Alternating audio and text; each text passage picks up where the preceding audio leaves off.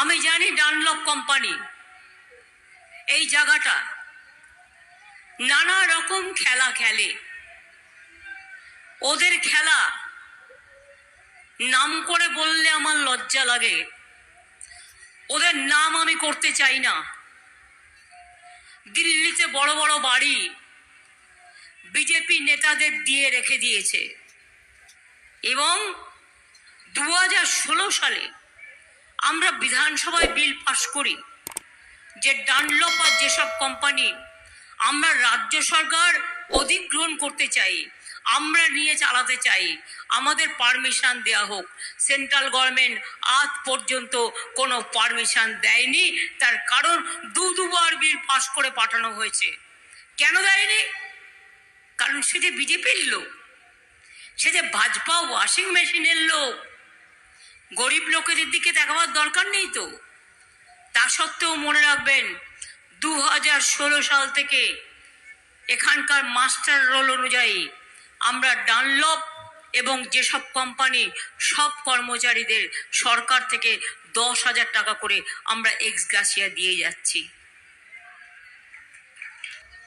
এখনো বিজেপিকে আমি চ্যালেঞ্জ করছি, হুগলিতে মিটিংয়ে আসবার আগে বুকের পাটা থাকলে বলুন কেন 2016 থেকে ডানলপের আর যেসবের বিলটা আটকে রেখে দিয়েছেন।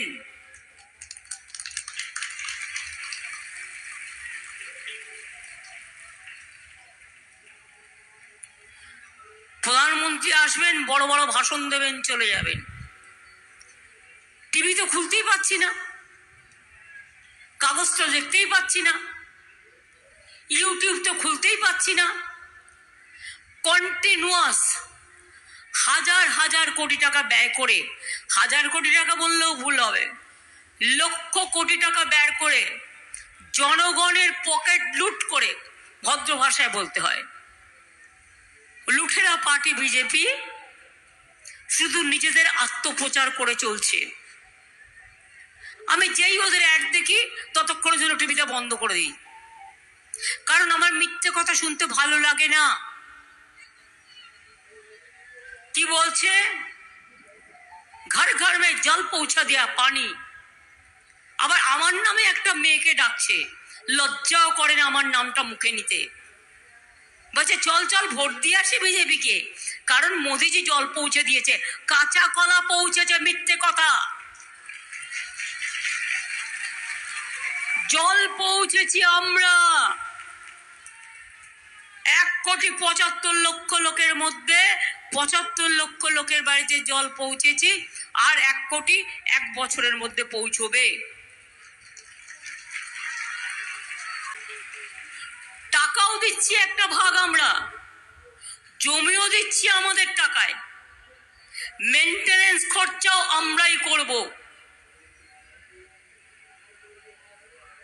আমি কাগজটা রেখে এলাম, না তো দেখাতাম আপনাদের। ঘর ঘর মে জল পৌঁছনেকে বাদ দেওয়া হবে, না তো আপনাকে ট্যাক্স দিতে হবে। আমি বলেছি ট্যাক্স দেব না। মানুষ পানীয় জল খাবে, তাতেও ট্যাক্স। বলছে রাজ্য সরকার মেনটেনেন্স করবে, ট্যাক্স রাজ্য সরকার কালেকশন করবে। রাজ্য সরকার যেন ওদের চাকর বাকর বলবে। আর শুনলাম অনেকদিন ধরে আমার লড়াই চলছে, জলের আরেক নাম জীবন। অন্য জায়গায় অন্য রাজ্যে মনে রাখবেন জল টাকা দিয়ে কিনতে হয়, আর আমরা জল বিনা পয়সায় দিই। এর জন্য অনেক কিছু আমাদের উইথড্র করে নেয়, আমাদের টাকার ভাগ আমাদের দেয় না, তাও আমরা মাথা নত করি না। জলের মানুষ খাবে, তার জন্য টাকা দেবে। এটা হলো নাম্বার 1 জল স্বপ্ন নিয়ে যেটা বলছে, মিথ্যে কথা। বাড়িতে কল লে আয়া, বল कॉल नहीं है, झूठा ले आया है, जुमला ले आया है, मोदी जुमला है। द्वितीय कथा बोली, आप लोग क्या बांग्ला समझते हैं ना हिंदी समझते हैं? दोनों ही समझते हैं। এবার দেখুন, এবার হচ্ছে কি বলছে, ঘর ঘর মে বিনা পয়সায় বিদ্যুৎ দেবে। আপনাদের নাকি কোনো বিল দিতে হয় না। বিদ্যুতের বিল দেন কি দেন না? বলছে বাড়ি বাড়ি গ্যাস দিচ্ছে বিনা পয়সায়। গ্যাস পেয়েছেন বিনা পয়সায়? সব পেয়েছেন? তাহলে ওই যে অ্যাডভার্টাইজমেন্ট দেখাচ্ছে বিনা পয়সায় গ্যাস দিয়েছে, বলে 1000 টাকা গ্যাসের দাম, আরো 200 টাকা আরো বাড়িয়েছিল।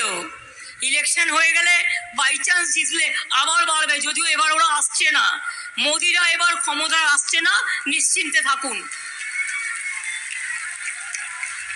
ওরা গেলে দেশ বাঁচবে। মোদি যাক দেশ থাক, বিজেপি যাক দেশ থাক, বিজেপি যাক মানুষ থাক। এটা হলো মিথ্যে কথা 2। মিথ্যে কথা 3 কি? বলছে আমি তো সবার বাড়ি বাড়ি রেশন পৌঁছে দিচ্ছি। ওরে মিথ্যেবাদী নম্বর 3। গ্যাস বেলুনের থেকেও ভয়ঙ্কর গ্যাস। কিরকম? আমরা 9 কোটি লোককে রেশনে চাল দিই বিনা পয়সায়। আমরা বলেছিলাম দেব, আমরা দিয়ে যাচ্ছি এবং দেব। কি বললো? ঠিক আছে, তোমরা 9000 কোটি টাকা দাও, আমরা রাজ্যের ভাগ থেকে 7000 কোটি টাকা দেব। মোট লাগে 16000 কোটি টাকা। এবার 16000 কোটি টাকার মধ্যে মজা শুনবেন। আমরা আমাদের এই গত 2 বছরে, মানে 21 সালে আমাদের নতুন সরকার আসার পর, কোভিডের পর, আমরা এই 2 বছরে 9000, 18,000 কোটি টাকা দিলাম। আর কেন্দ্রের টাকা দেওয়ার কথা ছিল 14,000, 12,000 কোটি টাকা দিলই না। তার মানে বিনা পয়সায় রেশন আমরা দিচ্ছি, মোদি নয়। মোদি মিথ্যে কথা বলছে। এত মিথ্যে কথা বলে ভোটে জেতা যায়? এত মিথ্যে? এরা হচ্ছে জনগণের পকেটমার। জনগণের সব টাকা লুট করেছে। 100 দিনের কাজের টাকা দিতে টাকা থাকে না। গরিব লোক আমার বেচারা মাথায় করে করে ইট বয়ে নিয়ে যায় মায়েরা, মজদুররা। গরিব লোকেদের টাকা দিল না 3 বছর। 100 দিনের কাজে আমরা কিন্তু প্রথম হয়েছিলাম পর পর 5 বছর। বাংলার বাড়ি প্রকল্পে পর পর 5 বার আমরা প্রথম হয়েছে। এটা ইন্ডিয়া গভর্নমেন্ট সার্টিফিকেট দিয়ে বলেছে। রাস্তাশ্রী গ্রামীণ রাস্তায় আমরা প্রথম হয়েছিলাম 5 বার। তা সত্ত্বেও আমরা 43 লক্ষ পাকা বাড়ি করে দিয়েছি। আর মোদি অ্যাডভার্টাইজমেন্ট কি দিচ্ছে? পাকা ঘর চাইয়ে এমন বাড়ি দেখাচ্ছে অ্যাডভার্টাইজমেন্টে যেন কয়েক কোটি টাকা দিয়ে বাড়ি তৈরি করেছে। আরে পাকা বাড়িতে পায় কত?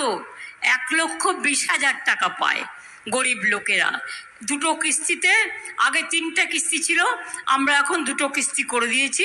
60 লাখ 60 লাখ। শুনুন, আমার এখানে এখনো 43 লক্ষ বাংলায় বাকি আছে।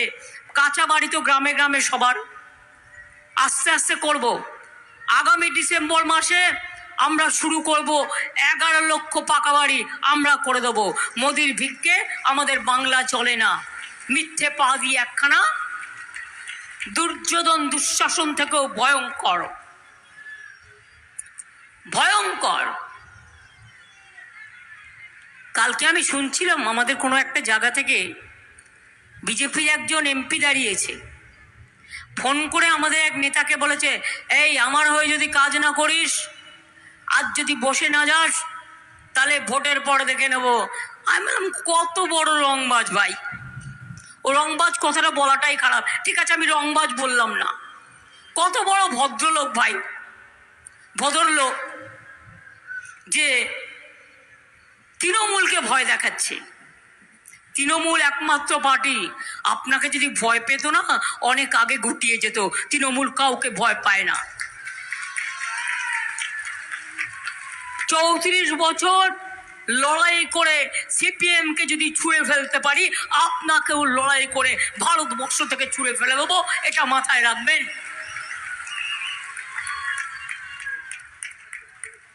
100 দিনের যারা জব কার্ড হোল্ডার, তাদের জন্য আমরা পরিকল্পনা করছি, কর্মশ্রী করে দিচ্ছি। 100 দিনের কাজেও 30 দিন পেত বছরে। আমি নিজে রিভিউ করতাম জেলায় জেলায় গিয়ে। আমরা 100 দিনের কাজের জায়গায় কর্মশ্রী করছি। কর্মশ্রীতে 50 দিনের কাজ আপনারা পাবেনই যারা জব কার্ড হোল্ডার।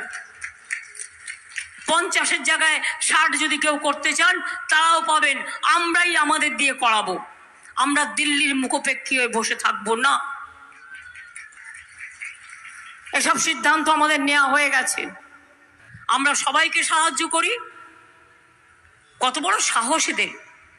কদিন আগে কি একটা বলল, ভাজুপা না ভাজুপা, কি বলল? 3 মাস বাদে লক্ষ্মীর ভান্ডার তুলে দেবো। আমরা হাতটা দিয়ে দেখো, লক্ষ্মীর ভান্ডারটা হাতটা দিয়ে দেখো, তারপরে কি করতে হয়, তারপরে লড়াইটা দেখো। এবং তাই মনে রাখবেন, চুচুড়া সিট রচনা দিদি নাম্বার 1 করে এত পপুলার, অত দাঁড়াতেই চাইছিল না। আমি ওকে একদিন বললাম, আরে রচনা চলো না, চুচুড়ায় দাঁড়াও না। বললো, দিদি আমি কোনোদিনও রাজনীতি করিনি, আমি কিছু বুঝি না। আমরা তোমায় কিচ্ছু বোঝবার দরকার নেই। আমরা কেউই বুঝতাম না, মানুষের কাজ করব বলেই আশা। সবই কি খারাপ হয়? 1জন 2জন দুষ্টু হতে পারে, কিন্তু মিষ্টিও তো অনেক আছে। 1জন দুষ্টুর জন্য সবার কেন খারাপ হবে? তাই রচনাকে আমি বোঝালাম যে তুমি আসবে, তুমি কাজ করবে, বরঞ্চ তোমার সুবিধে হবে। তুমি দিদি নাম্বার 1-এ আরো অনেক কিছু, আরো অনেক গ্রামের লোককে যারা সত্যি দেখো কিভাবে মাটির বাসন বানায়, ডোকরা বানায়, মাটির পুতুল বানায়, তারা শাড়ি বোনে, তারা তাঁত বোনে, তারা ধান বোনে, তারা কি না করে, দেখবে অনেক মা বোনেদের অনেক কাজ দেখতে পাবে।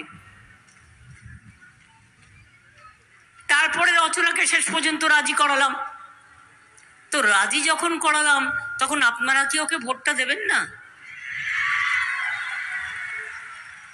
আমি কিন্তু অনেক আশা নিয়ে ভোট ওকে দাঁড় করিয়েছি।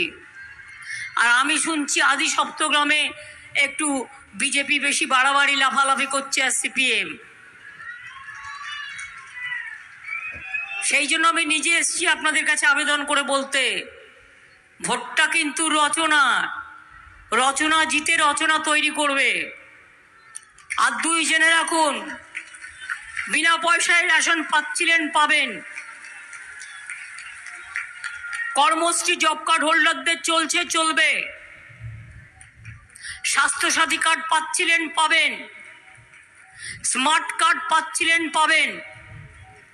সামাজিক সুরক্ষা পাচ্ছিলেন, পাবেন।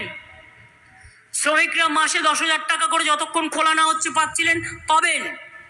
আর লক্ষ্মীর ভান্ডার আগে ছিল 60 বছর পর্যন্ত, এখন আমরা করে দিয়েছি সারা জীবন।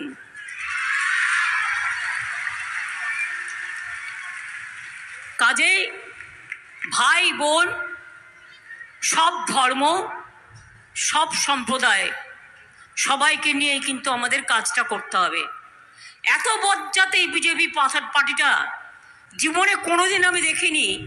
10 তারিখের পরে ইলেকশন হয়েছে, আমার তো নলেজে নেই। হজ যাত্রা আছে এর মধ্যে, যাতে হজে মুসলিমরা চলে যায়, ভোট না দিতে পারে। 2 পরিযায়ী শ্রমিক 28 লক্ষ, আমি তো শুনেছি তাদের অনেক জায়গায় আসতেই দেওয়া হয়নি যাতে ভোট দিতে না পারে। তাতেও জেনে রাখো মোদি বাবু, কিচ্ছু করতে পারবে না। তুমি ভোকাট্টা ভোকাট্টা ভোকাট্টা। একটা করে ফেজ যাবে, তুমি একটু করে ধসবে।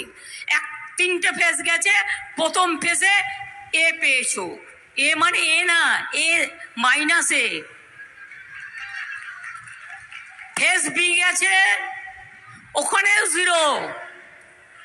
আর ফেজ সি চোখের জল পড়তে শুরু করেছে। 4th ফেজ আসছে, দেখে নাও লোকে কি বলছে।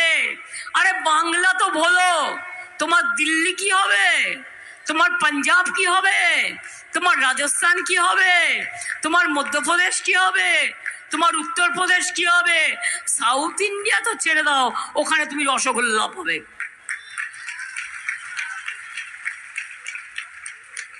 নর্থ ইস্টার্ন তো একটাও হবে না। তো গভর্নমেন্টটা তুমি করবে কোত্থেকে? ইসবার 400 পার। আমি বলি ইসবার এপার ওপার, পগার পার।